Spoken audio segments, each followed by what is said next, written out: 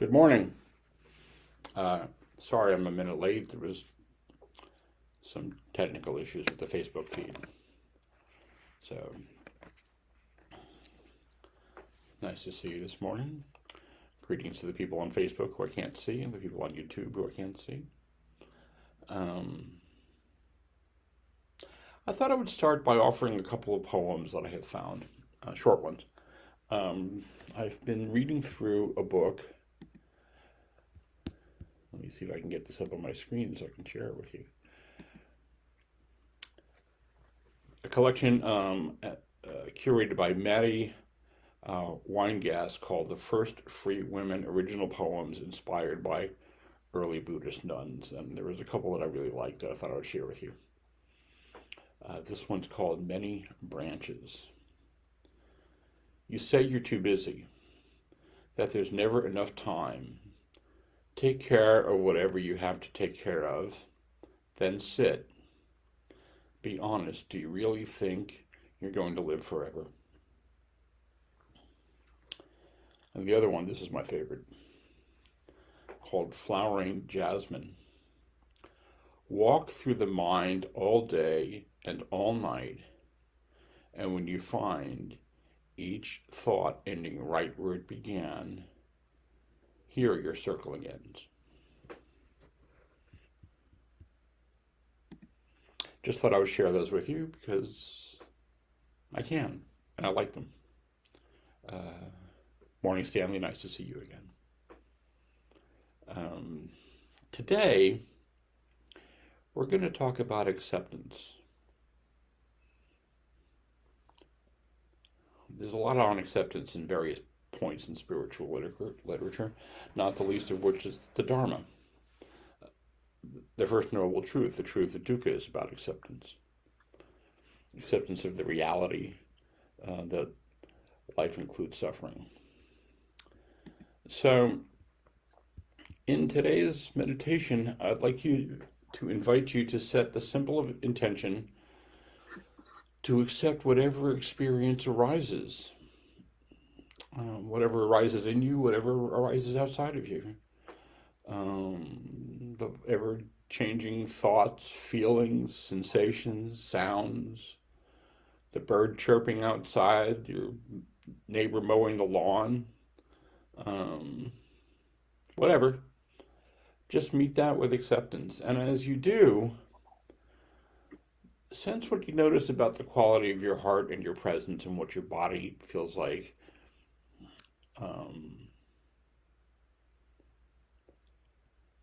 With that, who are you in those moments of unconditional acceptance? So that's just an intention to set for today's sitting. And more on that later, of course. So I'd like to begin by inviting you to a meditation posture.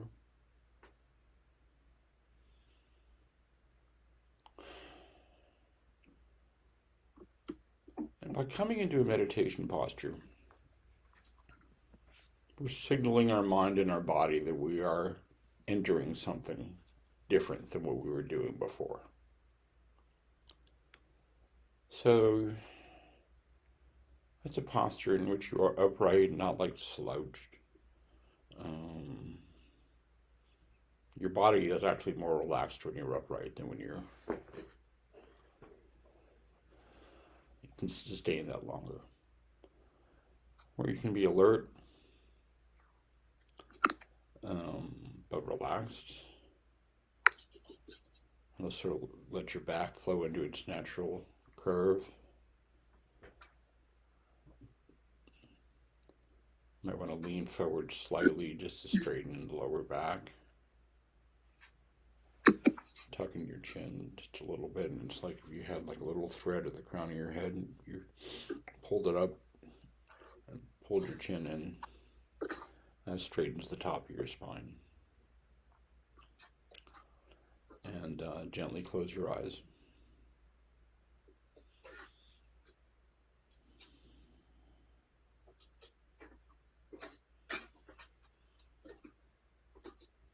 And Let your attention come to whatever it feels like to be in your body at this moment.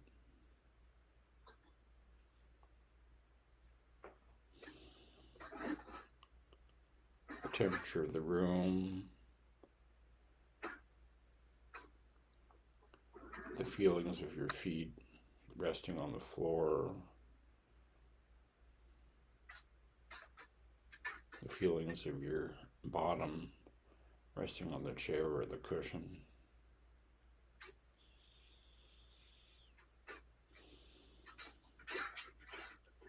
Just letting your attention come into your body to whatever degree you can.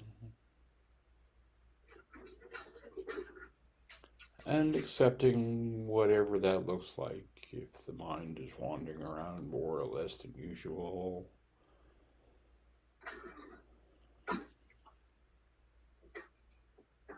just accepting whatever experience is unfolding.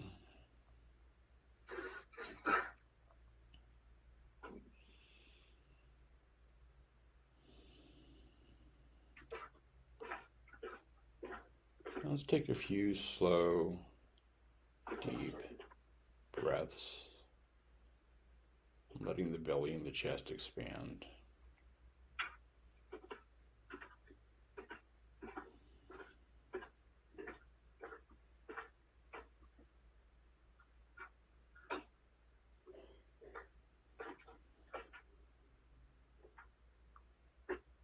God damn it.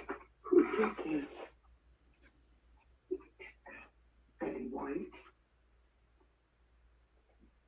Who in the house did it?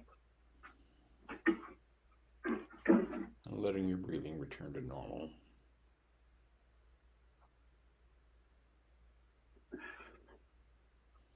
And as you exhale,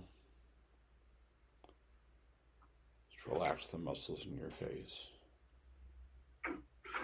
Let your eyes rest in their sockets.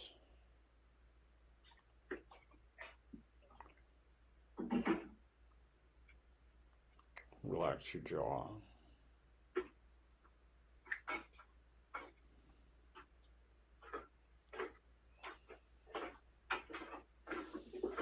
Just let your shoulders fall and your stomach hang.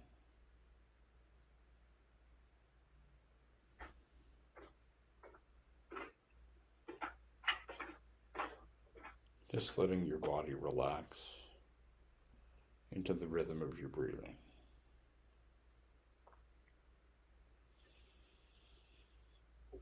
And accepting whatever that looks like for you.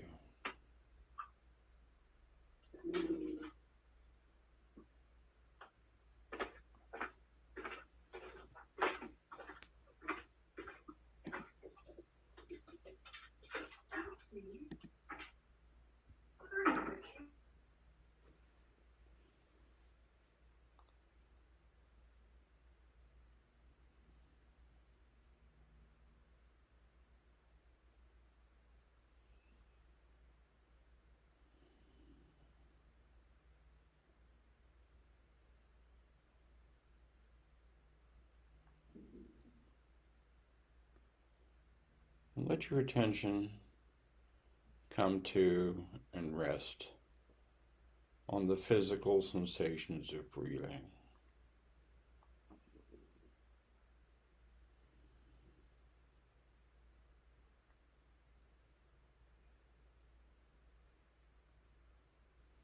Some people do this by focusing on the sensations of the breath moving in and out of the nose.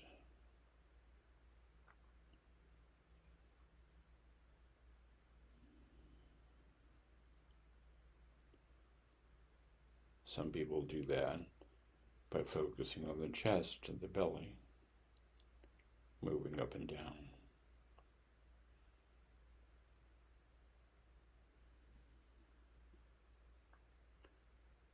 Whatever works for you, whatever's easy. And accepting whatever your experience is of the mind's ability to focus or not.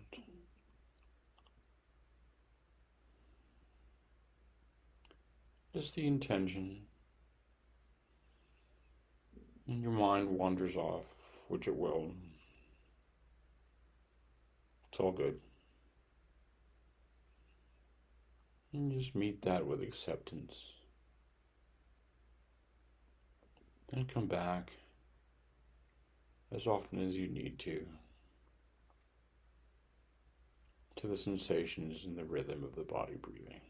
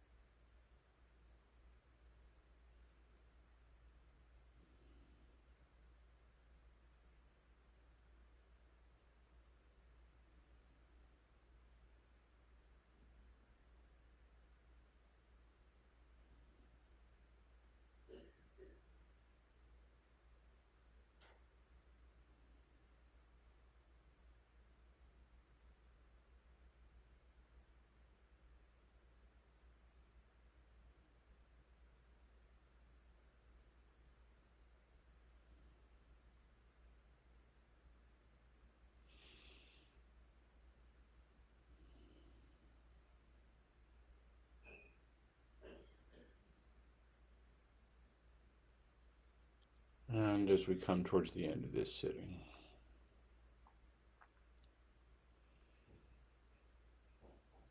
just accepting whatever our experience of this meditation has been. Maybe the mind was a little calmer than usual. Maybe the mind was a little more chaotic than usual. Just observing that as a phenomenon, not as a judgment, and accepting whatever it is and how that unfolded for you, and how it's unfolding right in this present moment.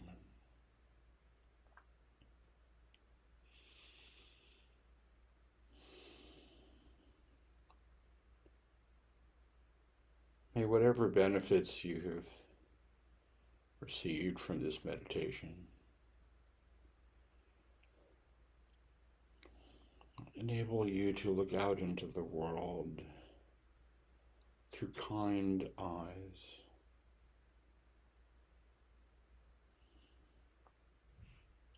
and to accept whatever you bring to that. If that's easy, if it's hard, to accept that. To accept yourself as you are.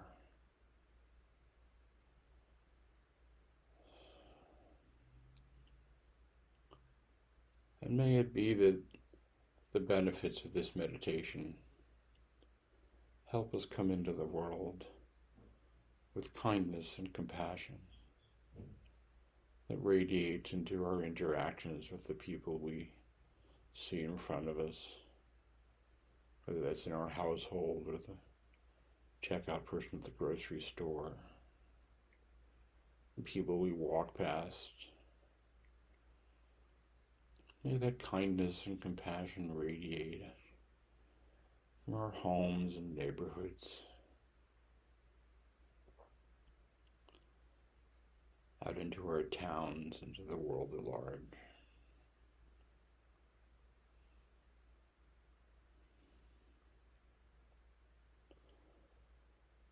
May it be that the benefits of this practice, may the benefits of this practice be a benefit to all beings everywhere. May all beings be happy. May all beings be well. May all beings be safe. May all beings be at ease and at peace.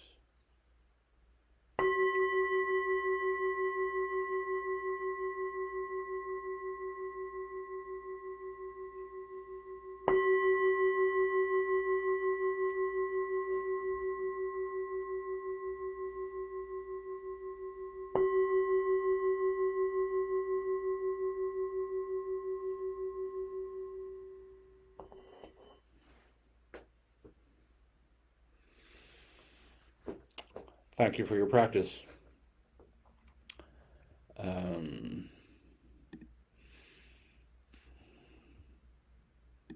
really am having technical difficulties today, so just bear with me. I spent 24 years in Silicon Valley as a writer. I was there at the Macintosh introduction and along the road for a lot of this stuff. And what I learned from that, sometimes this stuff works and sometimes it really doesn't. And they know that when they're selling it to you. So this just happens to be one of those mornings. I put the usual information in the chat, and I'll post it on the Facebook feed. How to find this Zoom call, how to find these sessions on Facebook and archived on YouTube. And the address for my website, where I've also archived all these sessions, and some other resources are available. And of course, all of this is freely given because I enjoy doing it, enjoy offering it. But if you feel moved to make a donation, there's a link available for that. Next week, I will not be here. I will be on the road heading north with a few stops along the way. Wendy Heckert, um, who is a really dynamite meditation Dharma teacher, will be doing uh, this group next week. I met Wendy in the teacher training that I took so I could do this. It's a 2-year training, and she was running a meditation group on Sunday mornings when I started doing this a year ago last week. We've now come to a year of these sessions. And what I was doing was um, I would do her meditation thing, which would kind of like ground me and anchor me, and then I would come and meet with you guys. She's not doing that right now, but she was a good anchor for me when I first started doing this, and I felt like I didn't know what I was doing. And I never claimed to actually know what I'm doing, but she was very helpful at the beginning of this. And I accept that I don't always feel like I know what I'm doing. And that is the topic today, acceptance. Acceptance of how we feel right now, acceptance of how we think right now, acceptance of how our mind and body are responding to whatever is going on. And this comes about because of a conversation I had with a dear friend who lost a child to SIDS a few years ago. And said I was having trouble with acceptance. And I said, well, of course you are.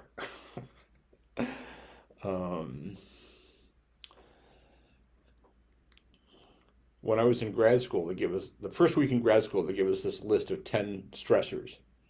The most stressful thing that can happen, the worst thing that can happen to somebody is the death of a child.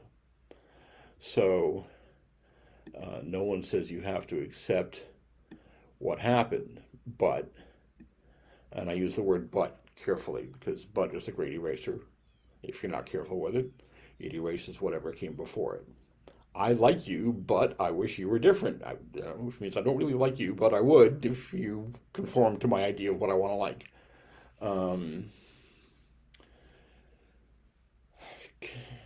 The question is not accepting everything that goes on. I mean, clearly what's happening in Ukraine is unacceptable. What's happening in Mozambique and Chad and Myanmar is also unacceptable. It's just not making the news. But what we accept, what we can learn to accept, is our experience of that. There's a line in the text of Alcoholics Anonymous, and this is a thought that shows up a lot. It used to be on page 449 of the text of AA, and then they moved it to where I couldn't find it, which I found unacceptable. But it says, acceptance is the answer to all of my problems today. When I am disturbed, it is because I find some person, place, thing, or situation, some fact of my life unacceptable to me. And I can find no serenity until I accept that person, place, thing, or situation as being exactly the way it's supposed to be in this moment. That's all well and good. How do you do that? There's a lot of like little axioms in AA that are not followed with how do you do that.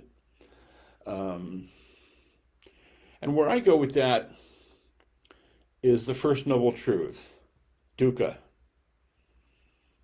When Buddha sat down to teach, when Buddha was first awakened, he wasn't going to teach because he didn't know how to explain what he had experienced. But he went back to the monks that he had meditating with, the ascetics, and they wanted him to teach. And the first thing he taught was the truth of suffering. That life includes suffering. In Pali, it's dukkha. And the reason why this comes up related to acceptance is we live in a culture that does not accept suffering. Society leads us to think that all pain is a mistake, um, which leads us into constant contention with reality and an inability to accept our experience of what's going on. But Dukkha suggests that it's a normal part of human existence. Suffering is a normal part of human existence. And Buddhism, being the great debate society that it is, people who've been arguing about what that word means, well, for 2,500 years, since the Buddha lived and died in northern India and Nepal. And I come down on grief, life includes grief, and dissatisfaction. And as long as we are unable to accept that and we reject discomfort, disease, illness, aging, the limitations of our bodies, all the ailments and the weirdnesses that happen, we really are unable to experience a sense of belonging in the world. We are unable to attain to or to approach the kind of freedom that the Dharma talks about, the kind of freedom that the Buddha pointed to. And mindfulness invites us to get comfortable with the uncomfortableness of our reality. Reality is uncomfortable sometimes, is joyous sometimes. And we go back and forth between clinging to the good parts and rejecting the bad parts. So we live our lives in this sort of endless ping-ponging, stalking the wild pendulum back and forth. And the middle way, the pendulum swings to the middle way, suggests that we remember that even though we are having a difficult experience, we are still in fact okay. And to accept how we are with that. I'm not going to tell my friend you just have to accept that your baby died, because that would be completely unreasonable and discompassionate. Right? But I can suggest that she accept her experience of that, even if it's hard, and accept getting whatever help she needs to walk through that, and accept yourself along the way. Because there is this thought that pervades the culture: I'm not feeling okay, there's something wrong with me. I'm feeling sad, there's something wrong. I'm feeling anxious, there's something wrong. I'm feeling angry, there's something wrong. What if there's nothing wrong? What if all of these states are just the normal part of human experience? At the end of the 12-step process, some people in AA really hate it when I say this. You can tear out the pages with the 12 steps and toss all the rest of the literature. You have everything you need to recover. Between 1935 and 1939, that's all they had, and we're still talking about what those people discovered. So, and the end of AA points to the same thing the Buddha points to, and other traditions point to. It says we will be awake, we'll have a spiritual awakening. And that awakening includes cultivating the ability to accept whatever my experience is of this moment. If I'm feeling sad, I accept that. I don't reject it. If I'm feeling joyous, I accept that. That part's easy. Right?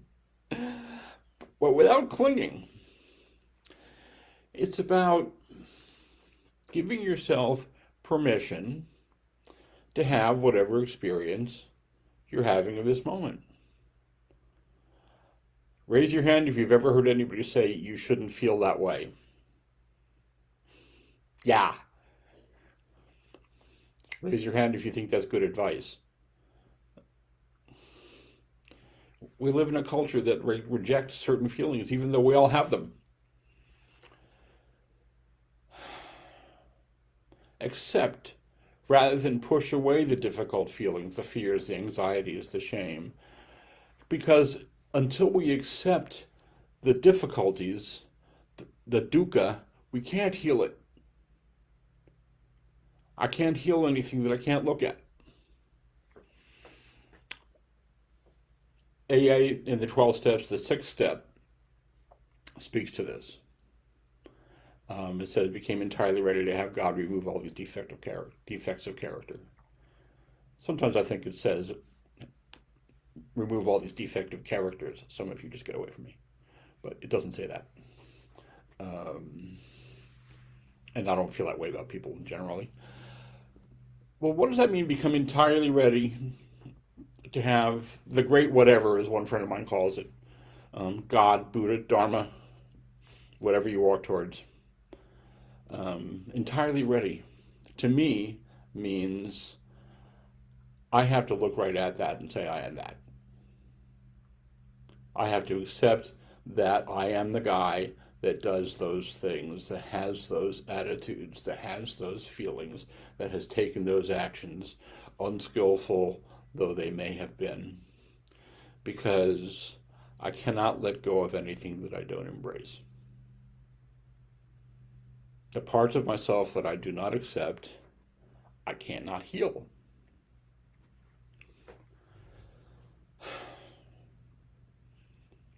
So we're talking about what Suzuki Roshi defined. Someone said to Suzuki Roshi, what is realization? What is enlightenment? He said, imperfection without anxiety. Your life is going to be great sometimes. Your life is going to feel like it sucks sometimes. We are capable of being okay. Jack Kornfield has a practice. When something happens, he goes, I'm at peace with that. Car breaks down. I'm at peace with that. Someone's mad at me. I'm at peace with that. That doesn't mean I don't have to address whatever's going on with them. I did a 10-day retreat at Spirit Rock. I felt like really, really mellow afterwards, of course. And I stopped at a little grocery store. Spirit Rock is in the middle of nowhere, right, in Marin County. And I stopped at a little grocery store, and I guess I put something on in my car, and the battery was dead. And now what?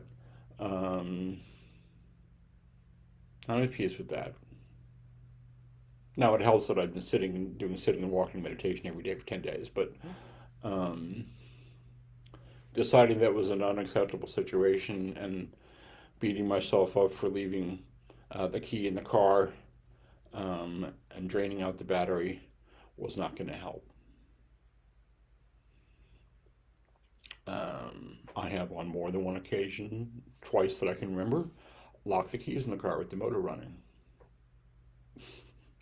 The car I have now won't let me lock the door if the keys are in the ignition. All right. I can accept that I am that guy that, make sure you close the dishwasher because I'm the guy who's most likely to walk into it. Right? I'm that guy. I'm a klutz. I can accept that. I grew up in an angry, chaotic, and abusive environment, and I still have some issues related to that. I can accept that. And until I can accept that, I can't heal any of it. So acceptance does not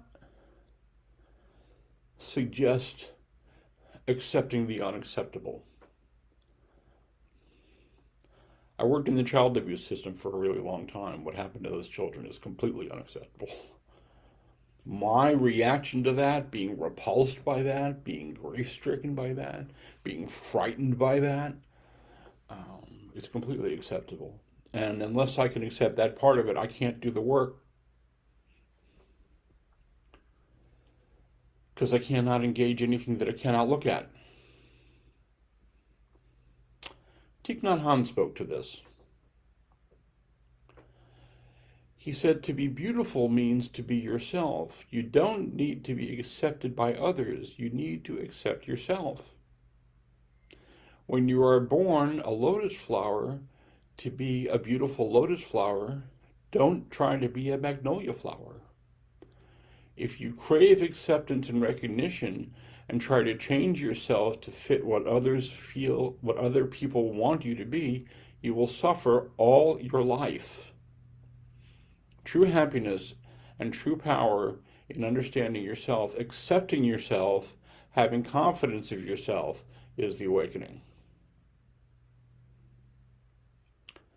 And the opposite of acceptance, of course, is judgment. I'm not going to accept that. I'm going to judge that. Right? I'm going to look at Sherman and say, dude, I really like you, but get rid of the beard. Right? Which is like, that's pretty judgmental.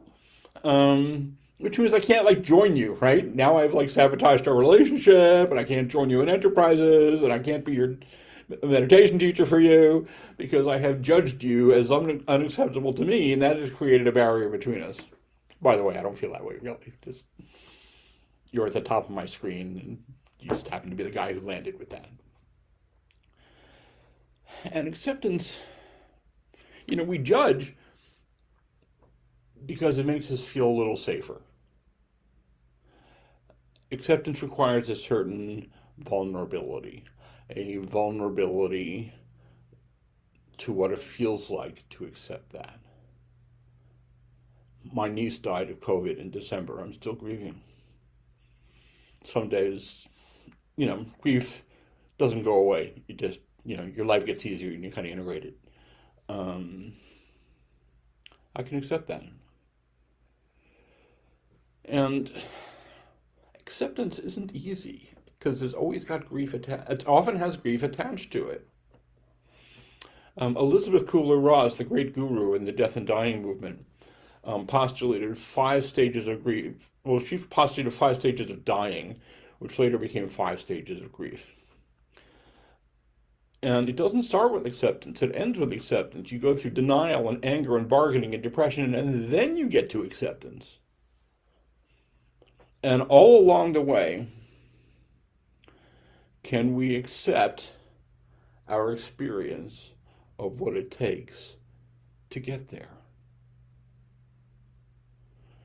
When Elizabeth Kubler-Ross, by the way, when Elizabeth Kubler-Ross is dying, she came out and said, it's not really all that linear. It's a lot more confused and jumbled than that. So,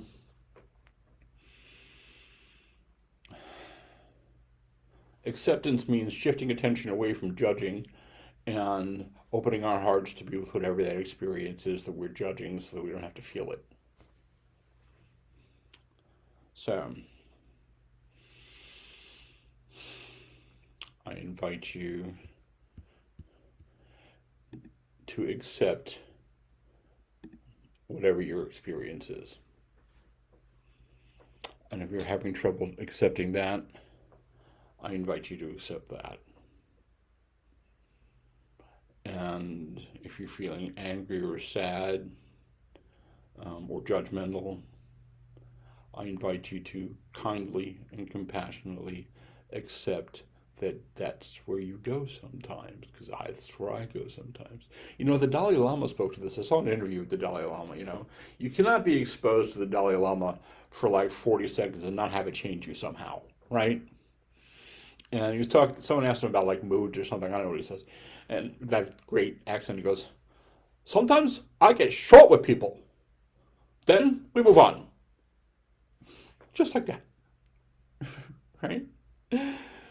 I got to see him in 2001. He came to Mountain View, California, where I was living, and filled the amphitheater. It was great.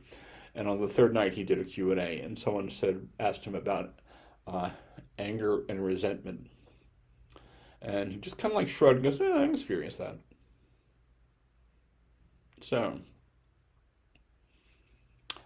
I invite you to be kind and gentle with yourself, and I invite you to accept that sometimes it's difficult to do that. And I invite you to accept your experience of whatever it is that is happening for you. And I thank you for your kind attention.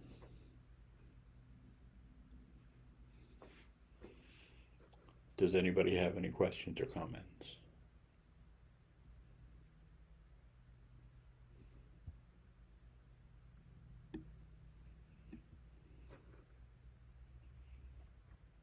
muted everybody because there was some noise, and now I can't figure out how to undo that.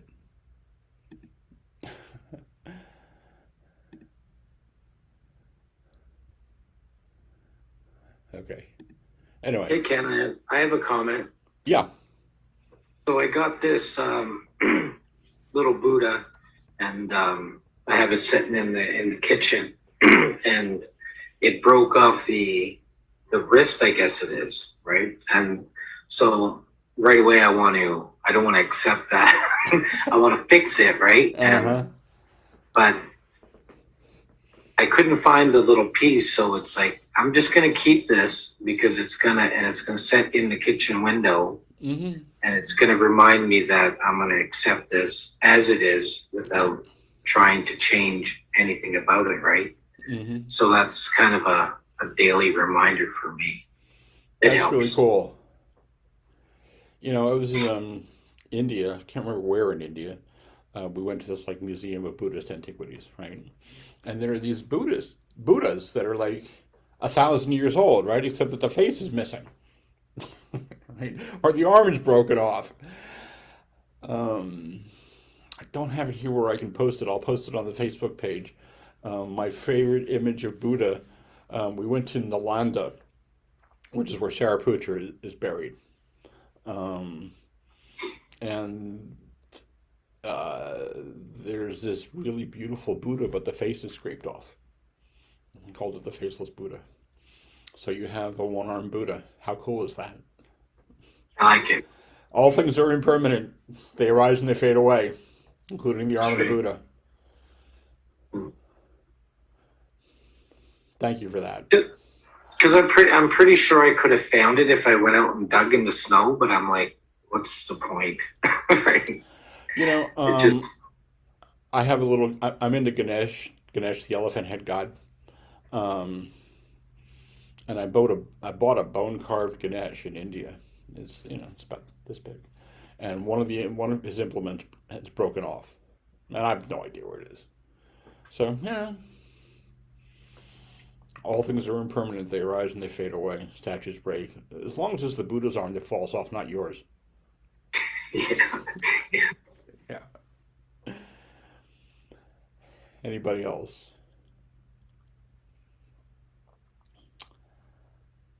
Okay, I invite you to be welcoming to Wendy. She's extremely cool. And I will be on the road. If I can, I will spy in from Facebook or Zoom.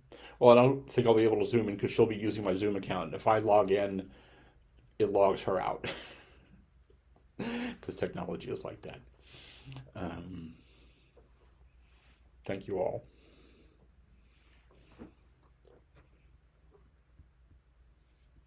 Thanks, Ken. Have a good trip. Be well, y'all. See you, Ken.